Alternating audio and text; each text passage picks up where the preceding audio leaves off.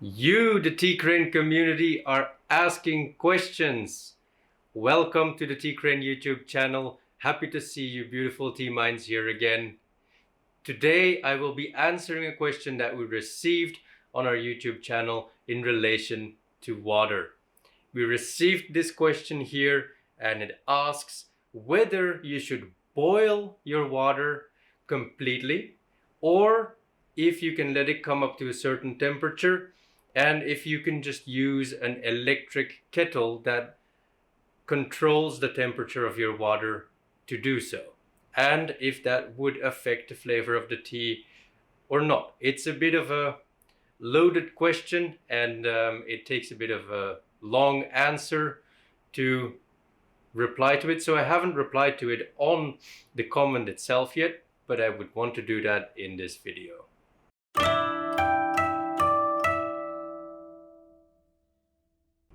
And before I went on answering this question myself, I asked the question to my amazing tea club community.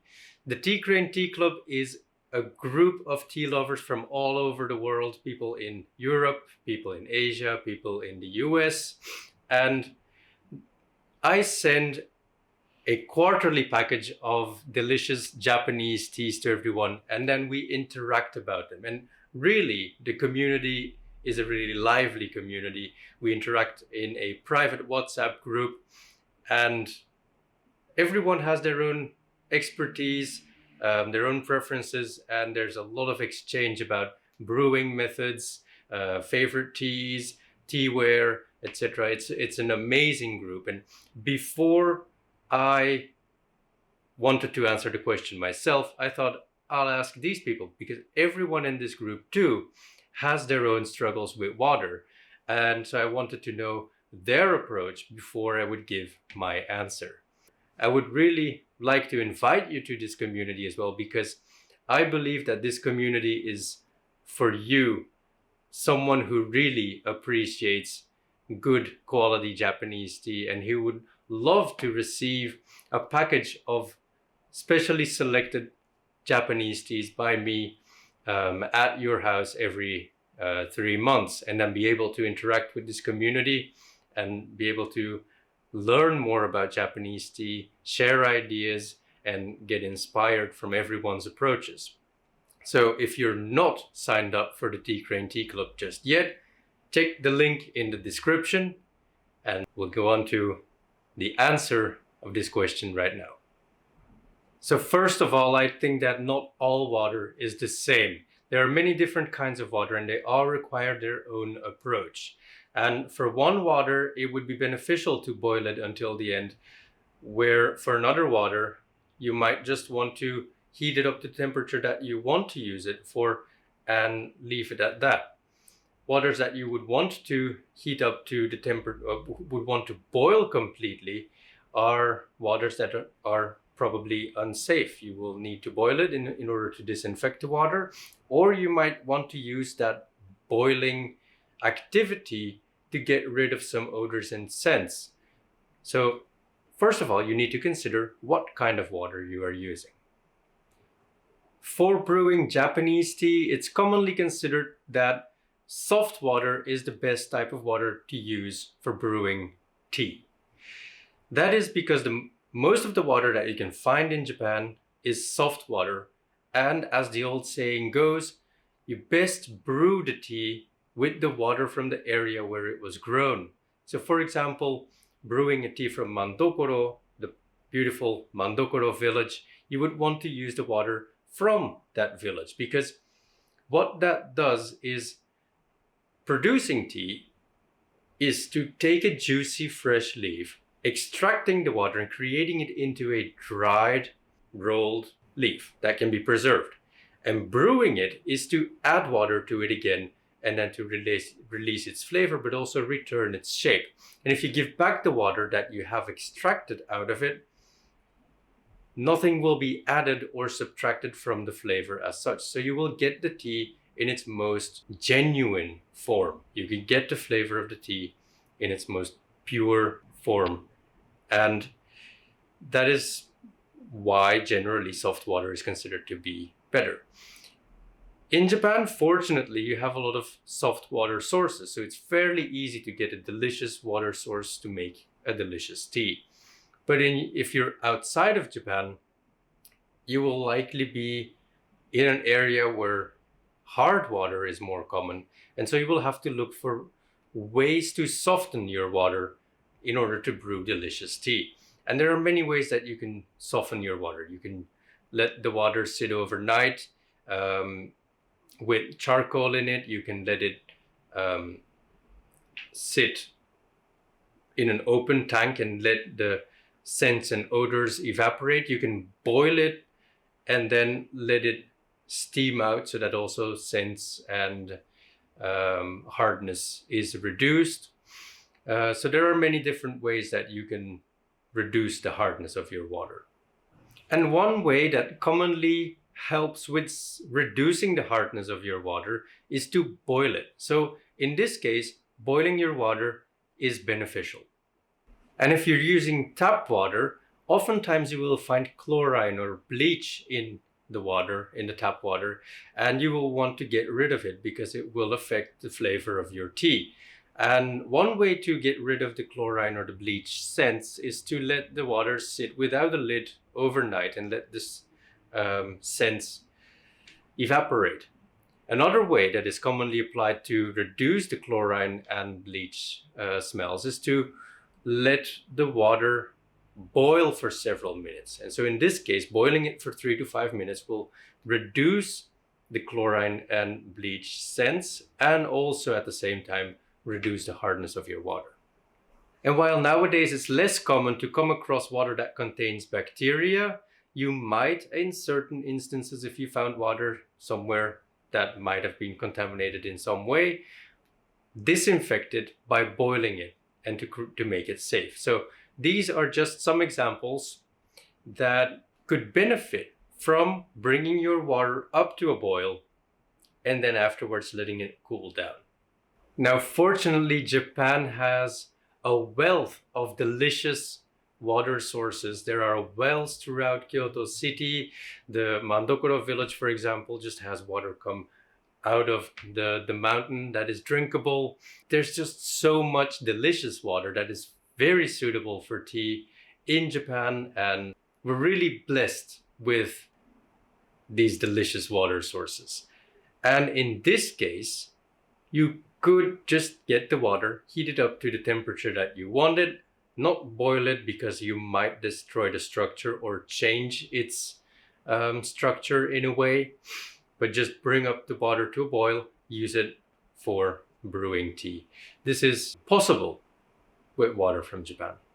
But that brings us to the second part of the question. Should we use an electric kettle or should we use any other heating method?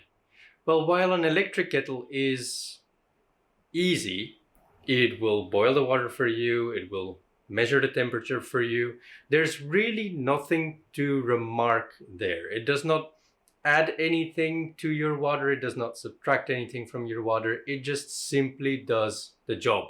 And it makes your life easier. But personally, I feel that heating water with an electric kettle or an electric element in any way does not contribute to the quality of the water. Electricity is an infrared source of heat. And an infrared source of heat has the specifications that it heats its subject from the outside in. It presents heat to the outside and then gently goes into the body, the mass that it is trying to heat up. And so with electricity, what happens is that the outer layers of the water gets heated, and then gradually that heat is transmitted into the center of that body of water. Now, far infrared sources like charcoal or wood or gas would heat that same body of water from the inside out, which means that the water gets more evenly heated up and it will also be heated thoroughly. When I do tea ceremony, for example, and I use an iron kettle, then we also use electric elements to put that iron kettle on and heat the water. And if I look at the difference between using an electric element and using charcoal for a heat source, then the steam that evaporates from within that kettle is significantly different. The steam that comes out of a kettle that is heated with an electrical element is much flimsier. It's just very thin steam that comes out of the kettle. Whereas with a charcoal source, the steam is much thicker. It's like thick clouds welling up from within the kettle. And I see that as a difference between the infrared and the far infrared, where with the far infrared, the charcoal, the body of water is heated from the inside out. It's all heated simultaneously. There is more steam that comes out of the kettle, whereas when an electric element heats it, it only heats the outside and then gradually penetrates to the inside, and the steam that you get is only from that outer layer.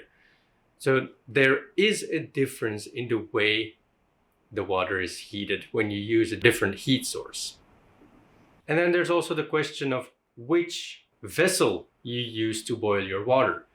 The electric kettle is neutral. It will not add anything to your water. It will not subtract anything from it. It just does its job and it retains the water as it is and just heats it to the point where you want it to be. But if you use an iron kettle or a silver kettle even, these kinds of materials will help your water become softer. Iron and silver will help to remove impurities out of the water. It will add minerals to your water that will again help to make your water softer. And so you can use these elements to improve your water in a certain way as well. And then it comes back to, well, what type of water are we handling? What do we want to get out of it? And then how are we going to treat it? To summarize the ideas that I've presented in this video, I think we can say that an electric kettle can save you significant headaches and it will do its job, but it will yield average results. In most cases, it is beneficial to boil your water at least once before use. And an iron or silver kettle above a wood or charcoal fire will yield better results than the average results that you will get with an electric kettle. And since in most cases you will at least want to boil your water at least once before use, it is, I think, a good idea to get acquainted with some of the methods to cool down your water to the desired temperature before brewing your tea, and not only rely on the electrical appliances that you have these days. But that's just what I think. What do you think? Let me know in the comments how you approach your water, what type of water you work with, struggle with, and how you treat your water, how you boil your water, and how you prepare it to make a delicious tea. I want to know what you do, and I hope we can learn from each other. So if you found this video interesting, like this video, subscribe to the channel, and also don't forget to click the bell so you get updated on new notifications. And if you are not a member of the Tea Crane Tea Club, go and take a look at the link in the description. Look at the Tea Club introduction page, and I hope to see you as a new member of my Tea Club very soon as well. Again, thank you for watching. Create your silence.